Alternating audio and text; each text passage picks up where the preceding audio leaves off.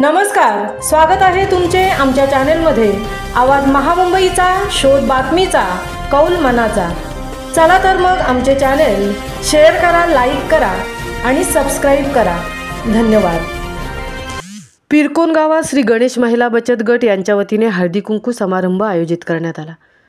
या कार्यक्रमासमयी नीता महेश बालदी यांनी शुभेच्छा दिल्या।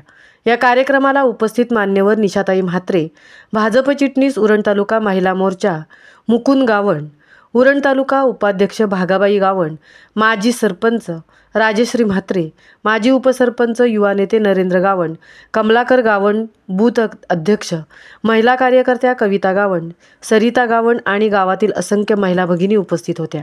श्री गणेश महिला मंडळ बचत गट अध्यक्ष लक्ष्मी गावण, सचिव बिंदू गावण, खजिनदार शिल्पा गावण, सदस्य अलका गावण, कविता गावण, उर्मिला गावण, शारदा गावण, योगिता गावण, अक्षता गावण, दिव्या गावण, कुंदा गावण, प्रिया गावण, सारिका गावण, अविशा गावण, राजश्री गावण, कविता गावण, भागाबाई गावण आणि अपूर्वा गावण यांनी कार्यक्रमासाठी खूप मेहनत घेतली।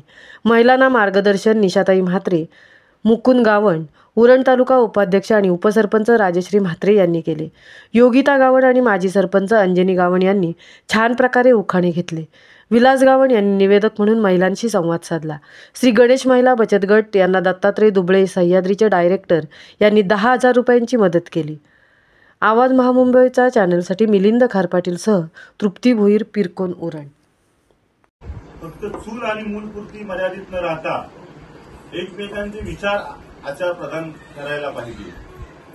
तुम्हाला सांगतोय की ज्यावेळी तुम्ही महिला वर्ग बाहेर जाता आणि जे तुम्हाला कुठले व्याख्याता असतात किंवा जे प्रबोधन करणारे असतात त्यांचे विचार ऐकून तुमचं मन प्रेरित होत असतं।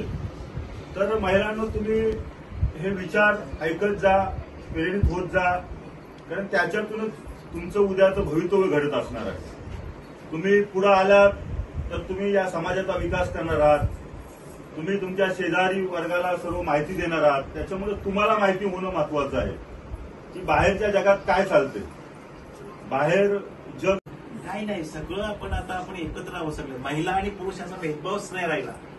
पूर्वी काही संस्कार असायचे, आता बघा अंड्यावर अंडे 7 त्यावर ठेवला परात, पंढरी रावणचे नाव घेते मुकुंद उंच्या येऊन घरा।